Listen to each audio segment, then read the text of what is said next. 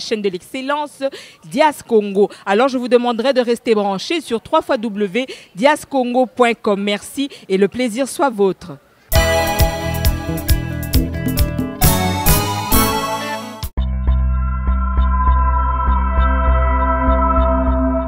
Assemblée citoyenne Oumela, Kabila, Yemela. Vous nous faites savoir aujourd'hui que vous êtes dans l'impossibilité de donner des moyens à la CENI pour organiser des élections. Compte tenu de toutes ces raisons, cumulées, ce sont des arriérés de plus de 5 ans. Donc il y a moyen de prendre des mesures exemplaires et sanctionner le gouvernement qui a la charge. On ne peut pas continuer à maintenir en place ce régime. Ce qu'il est là aujourd'hui, occasion, pensa au kutana na ye mutavandi na ebonga, otindele lilobo, otindele lobani. C'est pour mandat nécessaire. Il faut passer en action, mais l'action réfléchie et pacifique. Nous insistons là-dessus. Personne que nous avons à la tête du pays n'est pas du tout à sa place, ni même de manière légitime. Donc, certains, pour eux, les élections ne leur disent rien. Qu'on soit pro ou contre élection, là n'est même pas le débat. C'est vrai que le combat que nous sommes en train de mener est un combat noble. Lorsque je lis dans la Bible, dans le livre de Deutéronome, chapitre 27, verset 17, la Bible me dit, maudit celui qui déplace les bornes de la maison de son voisin. On a verrouillé, donc on a fermé. Chez Sassou, c'est pas verrouillé. Ailleurs, on dit...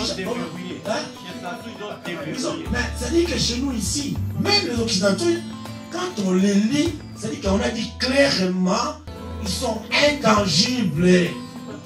Nous parlons de glissement. C'est quoi le glissement? J'ai entendu que nous sommes déjà dans le glissement. Je devrais dire non. Nous ne sommes pas encore dans le glissement sur le plan constitutionnel. Les glissements dont nous parlons, ce n'est pas les glissements des députés provinciaux, ce n'est pas les glissements de M. Kengo, ce n'est pas les glissements du gouverneur. Il s'agit du glissement au niveau de la présidentielle. Parce que ce sont ces élections-là qui ont un délai constitutionnel. Il n'y a jamais eu une disposition prévoyant les glissements. À ce propos, eux s'en tiennent à l'article 70, spécialement l'alinéa 2. On a toujours avant que le président, l'élection du président de la République doit être convoquée. Donc, à partir de cet instant-là, nous invitons les Congolais à être vigilants. La date, c'est celle du 25 septembre qu'il faut inculquer dans la tête des Congolais. Moi aussi, hein, vous ne prendrez jamais la décision d'envoyer votre enfant d'aller faire la guerre. C'est impossible. Impossible. Mais les hommes le feront. Pourquoi? Parce que ce sont des cochons, les hommes. La chaîne de l'excellence Dias Congo. Alors je vous demanderai de rester branchés sur www.diascongo.com. Merci et le plaisir soit vôtre. Maître capitaine, en tout cas bonsoir. Bonsoir. C'est dommage parce que lors de notre... disons, de notre colloque, vous n'avez pas en tout cas eu l'opportunité de vous exprimer par rapport à d'intervenir en tout cas. Et donc, c'est une question assez simple, qui n'est vraiment pas embarrassante. Est-ce que vous êtes pour le dialogue ou bien pour les élections? Madame, en tant que médiateur émergent, je ne peux que défendre le dialogue. Ce dialogue-là, vous allez constater maintenant que tous les Congolais dans la salle, ici, dans la diaspora, aussi bien à Kinshasa, tout le monde voit le 19 décembre. Pas comme fin d'un mandat, mais les gens envisagent de chasser un homme. C'est-à-dire que nous allons tendre vers une crise, une rupture violente. Nous voulons que pour ces pays ici, même s'il y a l'alternance, mais qu'elle soit démocratique, qu'elle se fasse comme au Bénin, n'est-ce pas? Alors, si parfois, cas de force majeure, nous devons tendre vers un glissement. Je crois qu'on peut l'admettre, mais à condition qu'il y ait des sanctions. Il faut qu'il y ait des redditions des comptes. Le pays là est gouverné par plusieurs institutions. La présidence, le gouvernement, et qui a la charge de mobiliser des ressources. Si c'est le gouvernement, il faut que le chef de l'État prenne des sanctions exemplaires pour faire voir que non, voilà, vous me mettez devant le fait accompli. Vous nous faites savoir aujourd'hui que vous êtes dans l'impossibilité de donner des moyens à la CENI pour organiser des élections. Compte tenu de toutes ces raisons, cumulés. Ce sont des arriérés de plus de 5 ans. Donc il y a moyen de prendre des mesures exemplaires et sanctionner le gouvernement qui a la charge. On ne peut pas continuer à maintenir en place ce régime. Le chef de l'État sera tenu pour complice aussi, indirectement ou directement. Je vais peut-être frôler une information d'actualité maintenant. C'est la faillite de la BIAC. Alors c'est un danger pour nous qui avons des comptes en banque dans cette banque-là et puis dans les pays du tiers-monde. On ne sait pas quel sort sera réservé à nos revenus. Voilà un peu, madame. Oui, mais tout juste dans cette même ordre d'idée, vous parlez de dialogue, mais dans quel timing?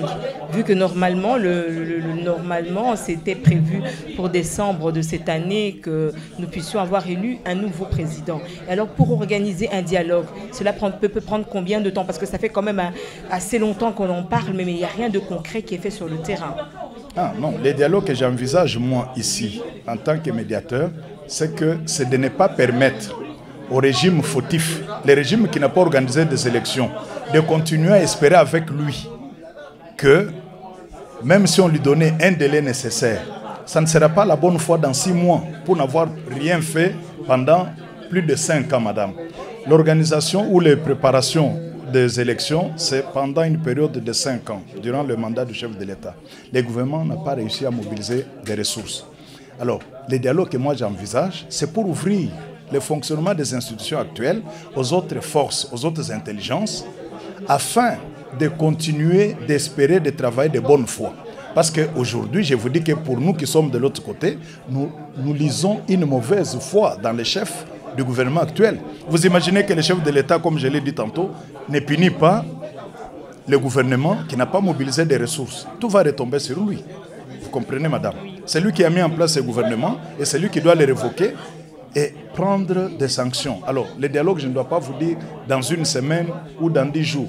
On peut se rencontrer les soirs. Ce qui prendra peut-être le temps dans le cas de notre pays, c'est l'accréditation des délégations. Exactement.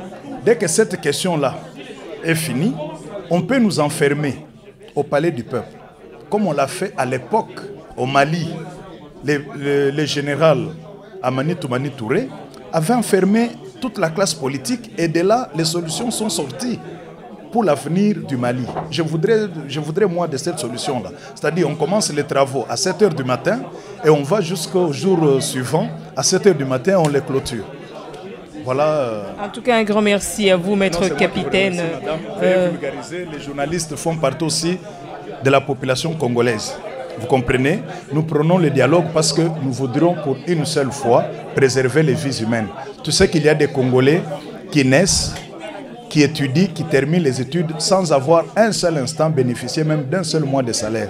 Donc c'est un pays vraiment lelo pona musalo siko impression na yo par rapport à ba résultat na pokwa lelo o epesa mina sika est-ce que c'est pelisi motema nao? Non, Monique, je me présente à Albert Mukele à Londres, tu voyez. Tout ça qui m'invite pas tout ça. Merci beaucoup, grand merci à tous les participants. Oui, c'est Peli, vraiment l'équipe en direct na radio vraiment la toute première fois. Diaspora mon moni débat n'engele qui na katia wasa kitoko ila moni batukutu balingi conférence ici la terre. Donc moni qui vraiment ngoto senga sous la population on va suivre biso na à travers la radio à la presse diaspora Congo, Dias Congo. Donc vraiment pour rejoindre Masolo ezali to za esika moko pour na kosola pour na départ ya Kanambe. Kasi soki lelo ozwi occasion penza okutana na ye mutavandi na ebonga otindele lilobo otindele lilobani. Ngala okutana ete bona ta okutana c'est pour mandat nécessaire to kosola ne soute moni babi balukuna la fongoli soso mayele. Ole tozela le 19 décembre to moko zela sikoyo à partir le 25 septembre. Déplace l'action et go banda. Pour bien le 19, il faut que le message est véhiculé le 25 septembre. Il y a départ à Kanambe. Dès que on a remercié à Liège, tout la diaspora. En tout cas, le 4 juin, marche à Bruxelles. Le 25 juin, ils ont marché dans le pays de la diaspora, le 25 juin, samedi. Le 30 juin, tu as sous manifestation de l'ambassade de l'Union sur la diaspora, côté de fleurs, suite il y a mort. 10 millions, en tout cas, Totondi vraiment Ndengo Belibiso, comme il s'appelle Bambote Nabiso, Nabandeko Nabiso, Nyoso Amboka Londres, Bozongi Malam. Merci. Monsieur Soutia, bonjour. Bonjour, madame. J'ai besoin de votre intervention, c'est par rapport aux citoyens congolais comme tout le monde. Je voudrais savoir quel est le message que vous pouvez les envoyer afin qu'ils puissent s'impliquer vraiment dans la politique active du pays, parce que nous voyons qu'au sein de nos communautés, il y a d'autres personnes qui s'intéressent et d'autres qui ne veulent plus s'intéresser à la politique, vu qu'ils sont déçus, disons, par les politiques menées par les dirigeants et les personnes qui sont censées les représenter. Je crois, à votre question, je risque de donner une réponse de oui et non. Il n'y a plus de message parce que la population a déjà donné un message au courant de l'histoire, je crois, le 12 derniers mois. Le 19, le 20, le 21 janvier 2015, la population s'était massivement rendue dans les rues de Kinshasa et même les grandes villes de la République. Et la population a ostensiblement exprimé son refus du changement de loi électorale et donc son ras-le-bol par rapport à la situation politique. La journée ville-mort du 16 février 2016 a été aussi observée sur toute l'étendue du territoire national. Des expériences, des faits qui sont tellement récents pour ne pas l'oublier. On n'a pas un message spécial à envoyer à quelqu'un qui souffre déjà. Le Congolais, de par sa souffrance, est un message lui-même. Nous n'avons que ce pays-là, le Congo, il nous appartient. Et que donc chaque Congolais, un travail de bouche à l'oreille doit être fait pour que tout le monde puisse se mobiliser comme elle l'est déjà, cette population. Elle est déjà mobilisée seulement, comme on l'a vu en 2015, il n'y avait pas un leader qui devait conduire ce soulèvement jusqu'à la victoire finale. Mais nous restons légalistes pour dire qu'au terme du deuxième mandat constitutionnel du président de la République, tout doit s'arrêter pour qu'un autre président vienne. Voilà. Et quand vous parlez en termes de mandat, donc vous pensez qu'on doit passer aux élections ou bien au dialogue? Je suis catégoriquement contre le dialogue parce qu'il faut signaler le fait qu'en 2011, lorsque les élections ont eu lieu, les élections chaotiques, il faut le rappeler, tout le monde a appelé au dialogue. Le président Kabila et la majorité a totalement refusé. C'était le moyen par lequel on pouvait, toutes les parties prenantes au dialogue, je vais dire aux élections, devaient être sur la table. On va parler de quoi maintenant? Non, le mandat est arrivé à la fin. Il doit organiser les élections. Seulement, il n'a pas donné des moyens. La majorité, elle, n'a pas donné des moyens à la Commission électorale nationale indépendante. Donc, la majorité a fait sciemment de ne pas donner des moyens pour que nous arrivions à cette situation. Pour nous, il n'y a pas de dialogue. Nous allons appliquer la Constitution en son article 64. La population, le peuple congolais va se prendre en charge par un soulèvement populaire parce que c'est l'expression de la souveraineté d'un peuple s'exerce de cette façon aussi lorsque les mandataires qu'il a accordé le pouvoir vont à la contre de ceux-ci. Et donc, nous nous attarderons à cet article 64. Merci à vous, Monsieur Soutia. Merci, madame. Monsieur Moto, bonsoir. Vous êtes le secrétaire général adjoint de l'UNC et aujourd'hui, vous avez eu à nous donner la ligne de conduite, en tout cas par rapport au projet de société que vous avez au sein de votre parti et par rapport aussi aux élections ou bien au dialogue. Et on voudrait savoir votre prise de position. Cela est dû à quoi? Merci beaucoup, madame. Je suis secrétaire fédéral adjoint. Fédéral, pas secrétaire général. Nous sommes venus à l'invitation des organisateurs, donc la diaspora congolaise, pour donner notre avis, notre position sur le glissement ou les dangers du glissement qui pointent à l'horizon. Notre position au sein de l'UNC reste la même, c'est-à-dire que nous sommes pour le respect de la Constitution. L'application totale de cette Constitution nous implique à respecter l'article 70 qui dit que le président a droit à 2 mandats. Et nous sommes dans le deuxième mandat, qui est le dernier mandat. Et donc à ce moment-ci, et vu le temps qui nous reste, nous pensons qu'il n'y a pas d'autre solution, si ce n'est que le respect et l'application de cette Constitution. Et donc voilà pourquoi nous avons répété ça aux amis. Nous craignons effectivement, comme tout le monde, que les pouvoirs puissent chercher des artifices, de moyens pour contourner cet interdit constitutionnel. Mais nous pensons que le peuple congolais est assez mûr et il est prêt à défendre cette constitution. Il l'a démontré en janvier, il vient de le démontrer récemment par la journée Ville morte. Et nous devons dire à la communauté que les Congolais se préparent à certaines actions sur le terrain, des actions démocratiques pour faire respecter notre constitution. Mais M. Moto, au cas du non-respect du timing qui a été accordé, prévu en tout cas normalement pour la préparation des élections et que nous dépassons la date, de quelle manière allez-vous réagir en tout cas au sein de votre parti, ou bien quelles sont les propositions que vous aurez à mettre sur la table? Oui, lorsque les dates sont dépassées, il faut d'abord établir les responsabilités. Nous avons une commission électorale, nous avons un gouvernement qui est l'autorité administrative de l'organisation des élections. L'autorité technique, c'est la CENI. Et donc, c'est le ministère de l'Intérieur, donc le gouvernement, le pouvoir en place, qui devra rendre compte. Pourquoi n'a-t-on pas organisé les élections? Pourquoi, après 5 ans, depuis 2011 jusqu'à aujourd'hui, rien n'a été fait? On ne peut pas commencer à nous dire aujourd'hui qu'il n'y a pas d'argent, qu'il n'y a pas de moyens, qu'il y a ceci, qu'il y a cela. À quelques mois de la fin d'un mandat. Les élections ne se préparent pas dans la dernière année. C'est pendant 5 ans qu'il fallait faire tout ça. Et donc, ceci dénote des manques total de volonté. Ce qui fait que nous disons, le dialogue, les autres artifices qu'on essaie de nous présenter ne sont que des prétextes pour perpétuer un régime qui est arrivé à terme. Et donc, il n'y a pas de souci. Nous restons constitutionnalistes, nous restons républicains et nous disons que les mandats courts, et arrivé au moment où ce mandat arrivera à sa fin, il faudra respecter la Constitution. C'est au pouvoir de voir comment respecter cette Constitution. Vous savez, nous avons l'habitude de dire il y a une vie après la présidence. Et ça, c'est le message de l'INC. Nous restons concentrés et nous demandons à la diaspora, qui est une diaspora agissante, de se remobiliser.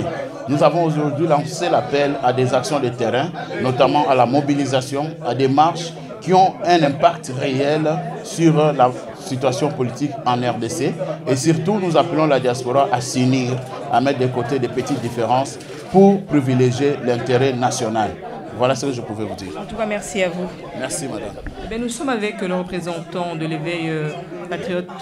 De conscience patriotique. De conscience patriotique, en la personne de M. Idi. Quelle est votre impression ce soir après cette illuminante élocution que nous avons entendue par rapport aux stratégies pour éviter le glissement en RDC?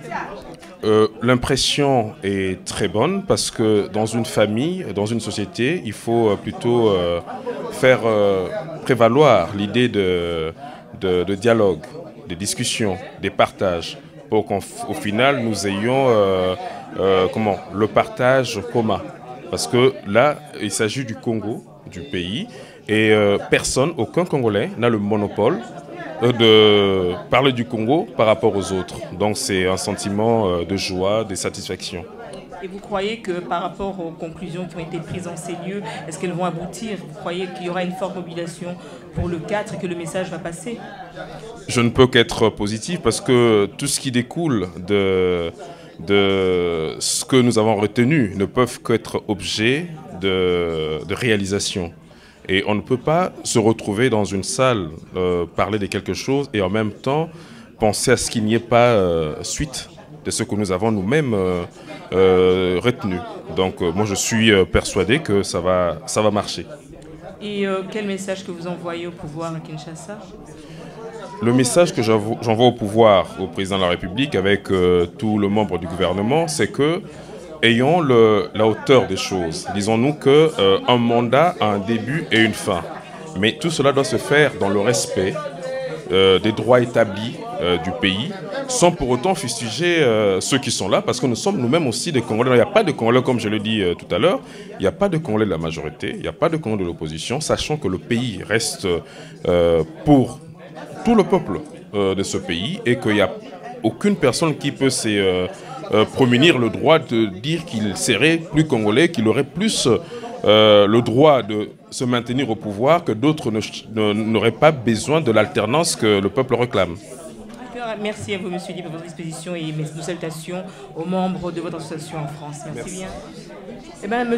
Bolengo, vous êtes coordonnateur de l'ECOPAT. Il y a un de vos collègues vient de donner son impression par rapport à la réunion de ce soir.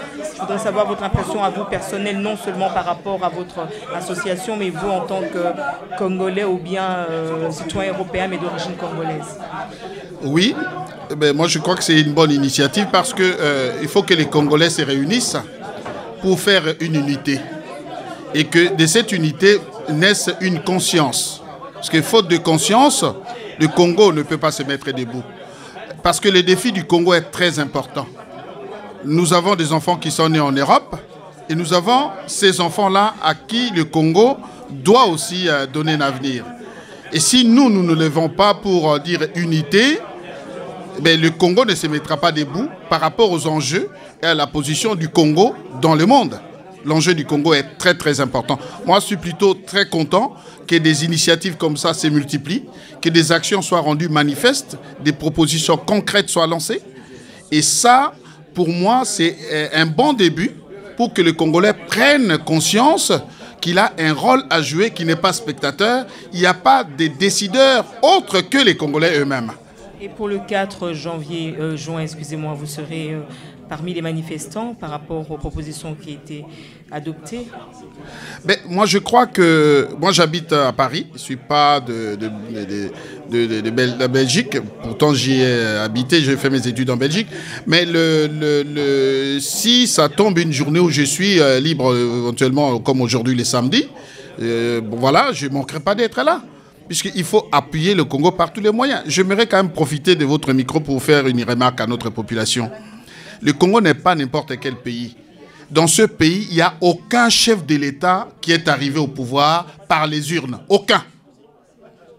Les gens, que Mobutu, Kasavubu, tout le monde, personne n'est arrivé par les urnes. Donc le schéma qui se dessine aujourd'hui, j'aimerais que les gens qui sont actuellement assis dans ce pouvoir-là prennent la mesure de risquer de ce qui va se passer, de ce qu'on a vu en Afrique, Taylor arrêté, parce que la géostratégie, c'est que le Congo intéresse le monde. Et que cette tentative d'aller au-delà du temps autorisé, c'est chercher la confrontation, d'abord avec le peuple congolais qui se réveille, et ensuite permettre à ceux qui veulent profiter du bien du Congo, comme toujours, de pouvoir continuer la colonisation du Congo. Voilà, ça c'est un message très très important. Monsieur Makadi, bonsoir. Bonsoir, maman. Donc je crois que vous avez une intervention à faire par rapport à ce qui vient de se passer ce soir. Oui, voilà, donc plus qu'une intervention. Donc dans un premier temps, je suis très content de voir ici toutes les personnes qui se sont réunies aujourd'hui. Je suis très fier parce que bon, je me rends compte que ici la force n'est pas que politique. On a vu que la force elle est aussi sociale. On a vu qu'il y avait aussi des intervenants de la spiritualité. Donc ça, je suis vraiment très content par rapport à ça. Nous, la Fédération congolaise, donc déjà, on est apolitique. Hein. Mais on se bat vraiment dans le cadre social et on met aussi un poids d'honneur sur la jeunesse. Hein, parce que la jeunesse, c'est la force du Congo.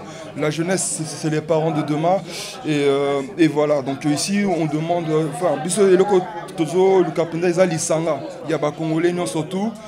Peu importe génération, hein, batata, maman, banana surtout, tout ça a sur l'Isanga pour justement l'avenir du Congo. Donc en gros c'est juste ça. Quoi.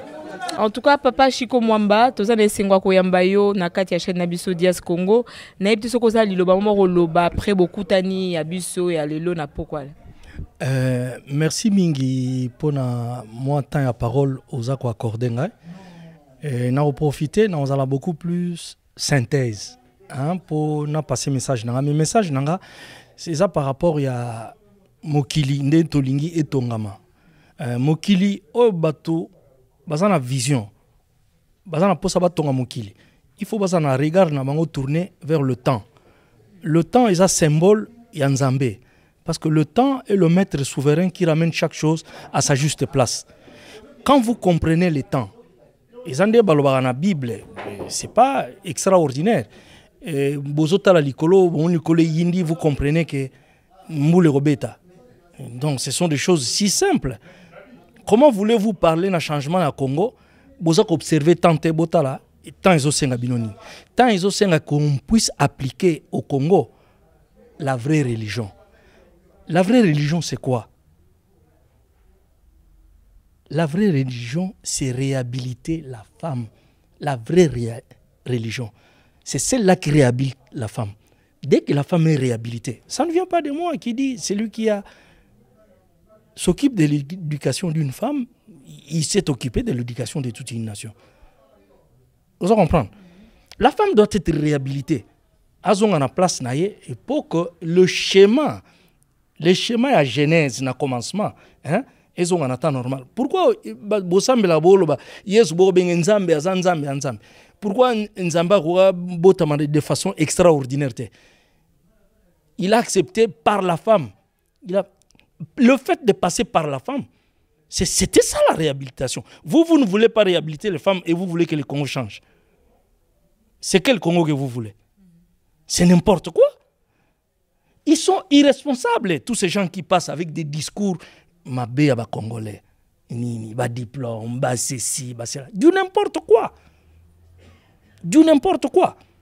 Réhabilitons la femme et nous reviendrons au commencement. On comprend? Nous reviendrons au commencement dans le sens, il y a les hommes, ba péchaki, que Dieu s'était repenti d'avoir créé l'homme parce que les pensées de l'homme sont tournées toujours vers des choses mauvaises. Et Dieu a choisi qu'il fallait qu'il réhabilite, il pardonne l'homme. Mais il a pardonné l'homme en envoyant celui qu'on a appelé, qu'il viendra, il dominera, on l'appellera ceci, cela et tout ça. Et il est passé par la femme. Et vous ne voulez pas réhabiliter la femme et vous voulez parler du Congo de demain. De quel Congo vous parlez? Vous ne vous inscrivez pas dans le temps de Dieu. Vous comprenez? Donc, on veut bien tout ce que nous voulons, mais la meilleure façon de faire des choses, c'est de remettre la femme à sa place. Dès que la femme est remise à sa place, je crois qu'on va construire un nouveau Congo. Ce Congo-là où normalement, parce que, moi aussi, hein, vous ne prendrez jamais la décision d'envoyer votre enfant d'aller faire la guerre. C'est impossible. Impossible. Mais les hommes le feront. Pourquoi? Parce que ce sont des cochons, les hommes. Oso comprendre. Hein? En tout cas, maman Martine Okunji, tozana esengoming vraiment ko yambayo na lisusu lelo après beaucoup tanyoto ya bandeko. Na ete so kozana liloba moko ko loba po lelo tomoni ba papa ba lobi ming meyo liloba ni ozana yango. Merci mingi na ndengo pesinga parole. Likam na loba awa ezalika ke.